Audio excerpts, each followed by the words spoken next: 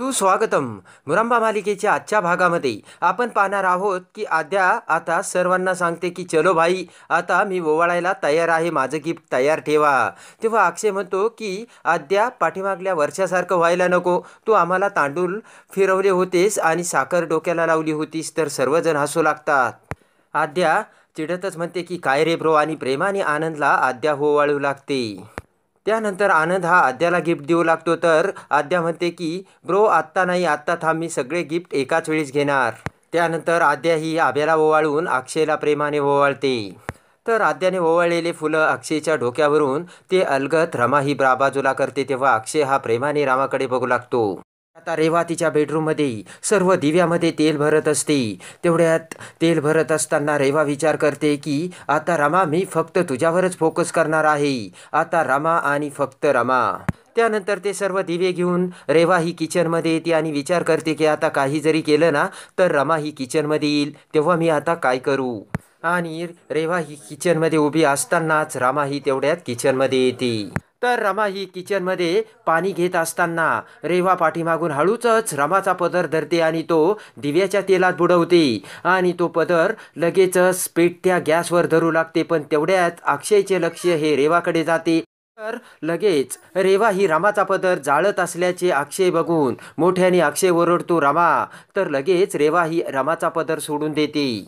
तर सर्वजण म्हणतात काय झालं अक्षय. तर अक्षय म्हणतो की नाही, चहाबरोबर मी रमाला सांगणार होतो की चिवडासुद्धा घेऊन ये.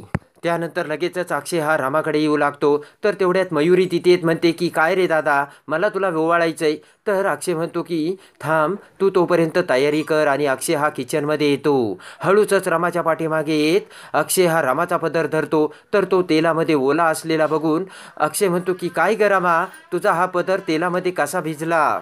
रमा म्हणते की मला नाही माहीत, सगळीकडे बाहेर दिवे लावलेत ना, त्यामुळे मी बाहेर गेले होते आणि कदाचित तेल दिव्याचंच लागलं असेल. अक्षय म्हणतो की रमा, आजूबाजूला काय चाललंय ना त्याकडे लक्ष दे. आणि चहा वगैरे ते सर्व मी बनवतो, तू दमली असेल ना, जा तू आराम कर. त्यानंतर अक्षय हा प्रेमाने रमाचा हात धरून रामाला बाहेर घेऊन जातो आणि अक्षय हा रेवाकडे बघून मान हलवतो. तर आता अक्षयने रेवाला रंगे हात पकडलेले असते, पण अक्षय काही बोललेला नसतो. त्यानंतर अक्षय हा रामाचा पदर धरत पुन्हा म्हणतो काय ग रामा, लक्ष देत जा. आणि तेवढ्यात मयुरी ही अक्षयला ओवाळण्यासाठी येते आणि म्हणते काय रे अक्षय, तुझं बहिणीकडे लक्षच नाहीये आणि तू फक्त बायकोचाच पदर घेऊन तिच्या पाठीमागे हिंडतोय. तर अक्षय हा मयुरीकडे बघू लागतो. अक्षय म्हणतो की मयुरी, काहीही बोलू नकोस आणि आज वादही घालू नकोस. तर लगेच रमा म्हणते की अहो तुम्ही घ्या बरं मयुरी बरोबर ओवाळून. त्यानंतर मयुरी ही अक्षयला ओवाळते. तर अक्षय रमाला म्हणतो की रमा, तेवढी पिशवी घेऊन ये बरं. तर लगेच रमा ही अक्षय जे मयुरीसाठीचे गिफ्ट घेऊन येते ते देत अक्षय म्हणतो की मयुरी ताई, हे माझ्याकडून, कधी तुझ्याकडून ओवाळून घेणार नाही, असं कधी होणार का. तर लगेचच मयुरी ही खूप होशे. अक्षय म्हणतो की मयुरी ताई, तुला जे काही हवं आहे आणि पुढेही तुला जे काही पाहिजे ते मला एक्सप्लेन कर आणि मी त्याचा नक्की विचार करील.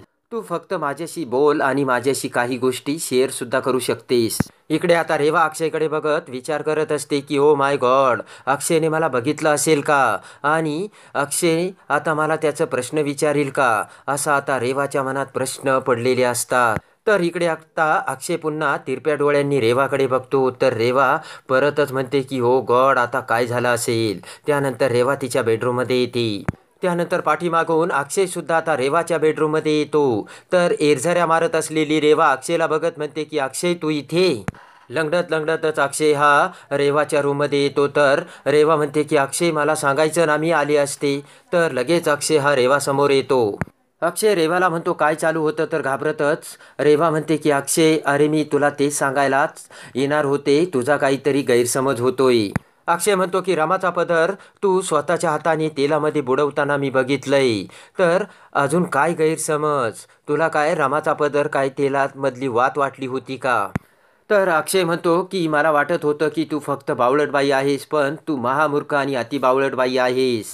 अक्षय म्हणतो फक्त तू बावळटच नाही तर नीच स्वभावाची बाई आहे. तेव्हा रेवाला मोठा धक्का बसतो. अक्षय म्हणतो की तू एक नंबरची सायकोटिस आहे.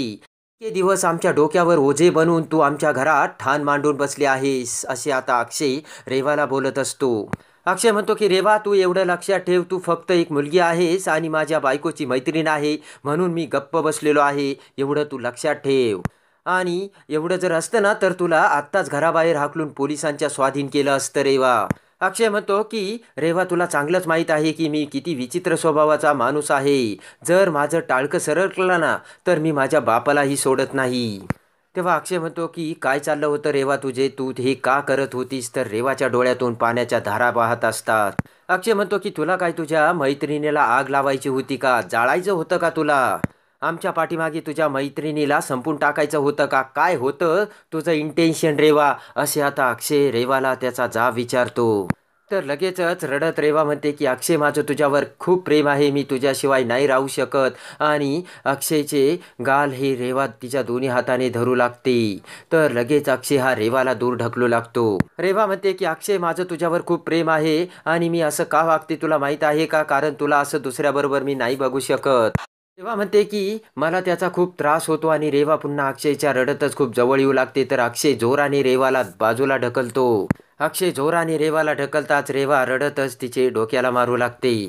तर अक्षय बाजूला जात म्हणतो की लव प्रेम या शब्दाचा अर्थ तुला समजतो का, जे मी केलं होतं ना ते सुद्धा प्रेम नाहीये, आणि जे तू केलं होतंस आणि जे आत्ता करतेस त्यालाही प्रेम म्हणत नाही रेवा. अक्षय म्हणतो की प्रेम काय, पण मैत्री या शब्दाचा सुद्धा तुला अर्थ माहीत नाही रेवा. तर लगेच अक्षय म्हणतो की रेवा तू सतत माझ्या बायकोला त्रास देते कारण तू अत्यंत विकृत बाई आहे. तू एवढा सगळा त्रास देऊनही ना माझ्या बायकोने कधी माझे कान भरले ना तुझी कधी चुगली केली नाही रेवा. आणि याला म्हणतात प्रेम आणि विश्वास, हे आता अक्षय रेवाला सांगतो.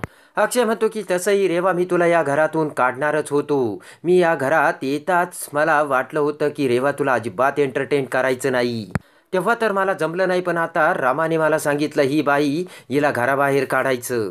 अक्षय म्हणतो तेव्हा तर मला जमलं नाही, पण आज ना उद्या रेवा तू नक्कीच या घराच्या बाहेर जाणार आणि मीच तुला या घराच्या बाहेर काढणार.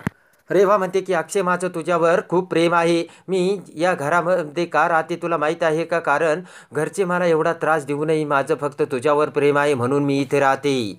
म्हणते की जेव्हा तू रामासोबत लग्न केले ना तेव्हा मी रामापासून आणि तुझ्यापासून बाजूला झाले होते. मी रामाला त्याच वेळेस सांगू शकले असते, पण मी असं काहीच केलं नाही. रेवा म्हणते की जेव्हा मला कळालं की माझं सुद्धा तुझ्यावर प्रेम आहे तेव्हा मी खूप कंट्रोल करण्याचा प्रयत्न केला, तेव्हा माझं कुठं काय चुकलं. तर अक्षय म्हणतो की रेवा हे तुझं फक्त बालिश वागणं आहे. अक्षय म्हणतो की तू या घराच्या बाहेर जाऊन तुला काय बरळायचं आणि काय ओरडायचं ना माझ्याबरोबर तिकडे जाऊन ओरड आणि या घराच्या बाहेर निघ, कारण तुला या घराची नाही तर डॉक्टरची गरज आहे रेवा. अक्षय म्हणतो की आता हे काय प्रेमाचं तू नाटक करते, जेव्हा मी तुला विचारलं होतं तेव्हा मला धिटकारलंस आणि आता हे काय प्रेम प्रेम करतेस तू. ते ऐकून हसतच रेवा म्हणते की हे काय अक्षय, मी तुला रिजेक्ट केलं ना म्हणूनच तुला त्या गोष्टीचा राग आलाय. तर पुन्हा रेवाला ढकलत अक्षय म्हणतो की माझं प्रेम फक्त रमा आणि रमाच आहे. अक्षय म्हणतो कळतंय का तुला. तर रेवा म्हणते मी तुला तेच सांगण्याचा प्रयत्न करते अक्षय, कारण तू रामाबरोबर लग्न केलंय आणि फक्त एक ॲडजस्टमेंट करण्याचा प्रयत्न करतोय. रेवा म्हणते की नाही, मी फक्त तुझ्यावर जे करते ना तेच प्रेम आहे.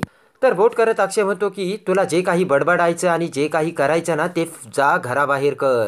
तर रडतच रेवा म्हणते की अक्षय मी तुला रिजेक्ट केलं ना म्हणून तुला त्याचा राग आलाय.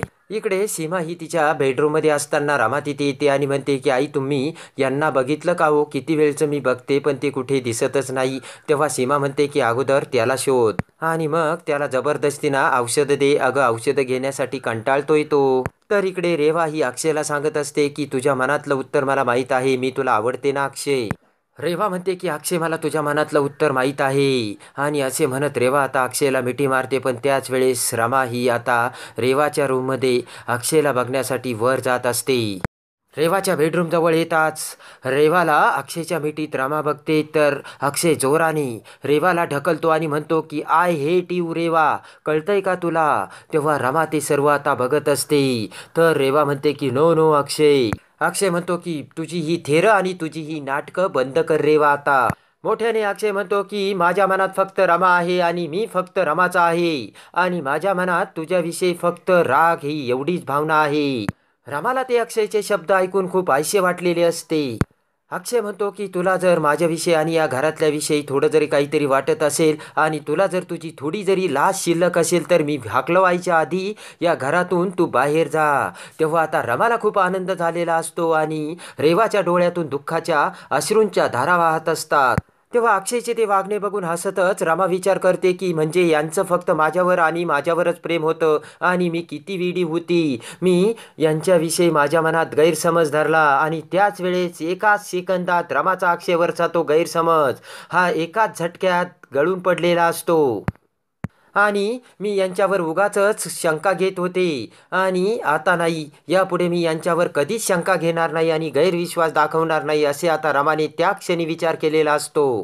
तर इकडे रेवा म्हणते की मी मला तू घराबाहेर नाही काढू शकत अक्षय. तेव्हा अक्षय म्हणतो की घर माझं आहे तेव्हा मी ठरवेल आणि त्याच सोबत इकडे रमा खुशीने तिथून निघून गेलेली असते. तर अक्षय म्हणतो की तू काय मला चॅलेंज देते काय, हे घर माझं आहे. रेवा म्हणते की हवं तर तसं समज अक्षय, पण मला कुठेच जायचं नाहीये.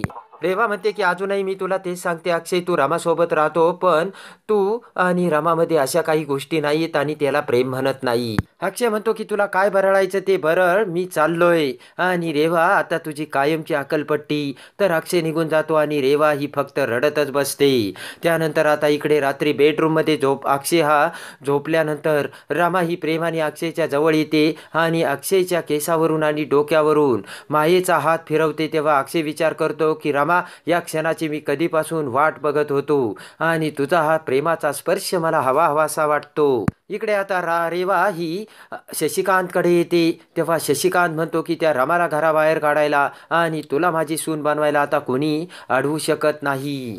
तर रेवा ही फक्त रडतच असते आणि आज खऱ्या अर्थाने एका सेकंदात रमाचा जो गैरसमज झालेला असतो तो अक्षयने दूर केलेला असतो आणि अक्षय आता रेवाला कायमचा घराबाहेर काढताना आता आपल्याला बघावयास मिळणार आहे. तेव्हा आता रेवा अकलपट्टी होत प्रेमाने अक्षय आणि रमाचा संसार एकत्र येऊन कसा बहरतो हे बघण्यासाठी आणि मुरंबा मालिकेच्या डेली अपडेटसाठी आपल्या चॅनलला लाईक करा, सबस्क्राईब करा.